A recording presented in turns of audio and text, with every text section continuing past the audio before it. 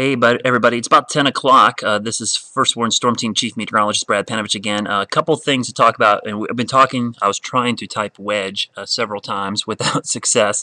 Obviously, it's been a long day. Here's what I'm talking about when I talk about the cold wedge. What happens is you get high pressure to our north and east, and the northeast winds trap cold air against the mountains. So let me show you what that looks like when you throw on the 2-meter temperatures, which is basically the surface temperatures. If I pan this out, you see this pocket of green? This is some cool air that is trapped up against the mountains. Notice it's only 46 in Statesville, 49 Hickory, 46 in Wilkes County, it's 50 in Lincolnton. This cool air is stable air, so when the storms run into it, they kind of fall apart. But here's the problem.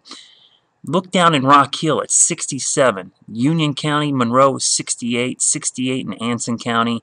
And then you look at the dew point temperatures down there.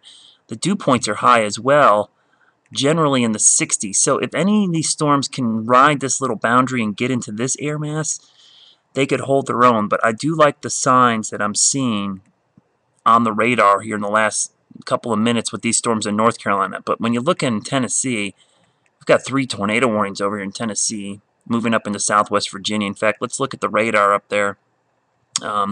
This is the radar out of Morristown or the Tri-Cities area.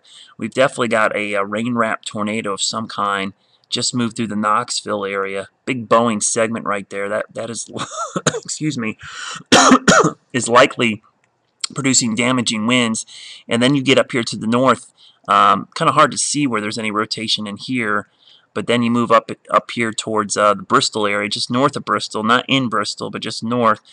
There's a little circulation there, but I don't really think there's a tornado anymore. That looks like straight line winds possibly.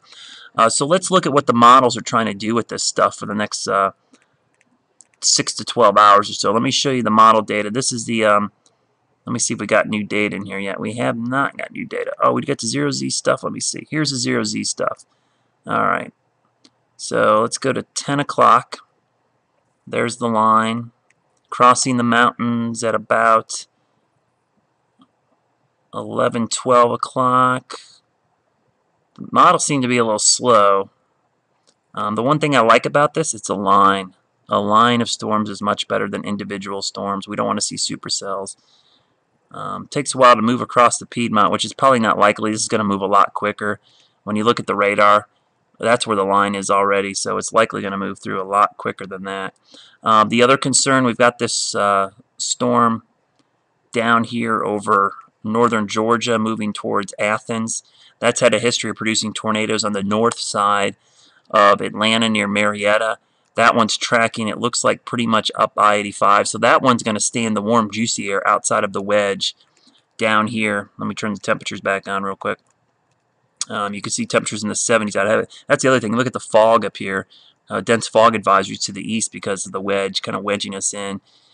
So this storm bears watching down here in Georgia. So if you live in York, Chester, Lancaster, Union, Anson, Richmond, Chesterfield counties, I'd love to say your threat is diminished, but it's not. It stays heightened. The areas north of Charlotte, that's all these areas: Hickory, Statesville, Salisbury, Albemarle, Cabarrus County, Lincoln County, north. You should be okay. Now the mountains, it's kind of iffy. You're in stable air, but the problem is just on the other side of the mountains, it's unstable. So the storm may not have enough time to wind down as it moves into the county. So you could see these storms hold together. So we'll keep an eye on it. The good news is there's the back edge. It's 1, 2, 3, 4 hours from being completely through the area. So we're talking 2 a.m. It should be east of Charlotte. But the good news is, look at the overall system. Very few warnings now. A couple tornado warnings down here, but I never thought I'd say 5 tornado warnings is an improvement, but it is. Compared to the 25, 30 at a time we had earlier today. I'll be doing an update live on TV at about 10:30. Make sure you tune in to News Channel 36. Plus, I'll be at the top of the hour with the news. We'll kind of review some of the damage, and the images, unfortunately, are just horrific coming out of Kentucky, Indiana, Ohio, Tennessee, Alabama. We'll have that video for you, plus talk about how the rest of the weekend's going to look coming up at 11 o'clock.